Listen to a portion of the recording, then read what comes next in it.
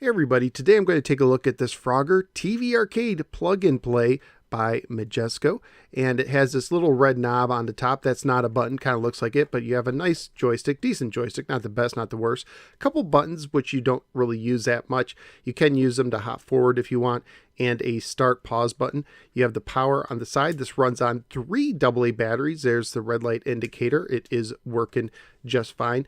Also, it has your standard RCA cables with the mono audio out. And for some reason, I've seen on several units, it looks like when they made these and shipped these out, they put this little plastic around the ends, which I thought was kind of interesting.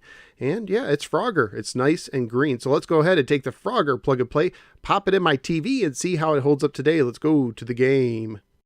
The Frogger TV Arcade plug-and-play was made by Majesco and carries a copyright year of 2004. This appears to be basically the same as the Konami Arcade Advance plug-and-play I just reviewed in episode 423, except that this one has been repackaged to give it a clear Frogger theme. Also, some of the extra buttons have been removed, as well as all of the other non-Frogger games. This unit also appears to have been recently released in late 2016 by my good friends at MSI Entertainment and can be still found in some stores and on popular shopping websites.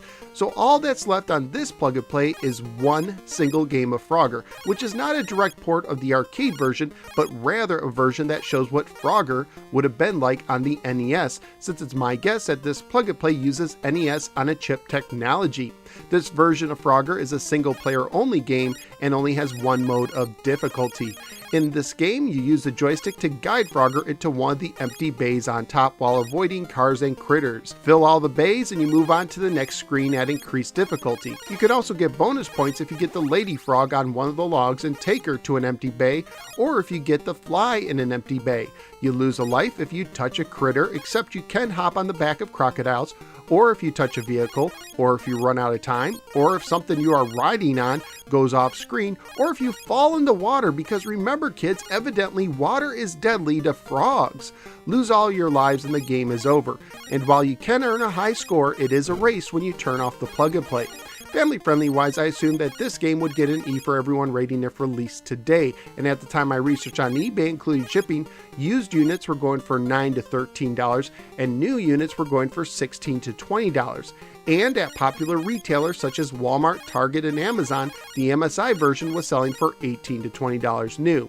So what did I think of the Frogger TV Arcade plug and play?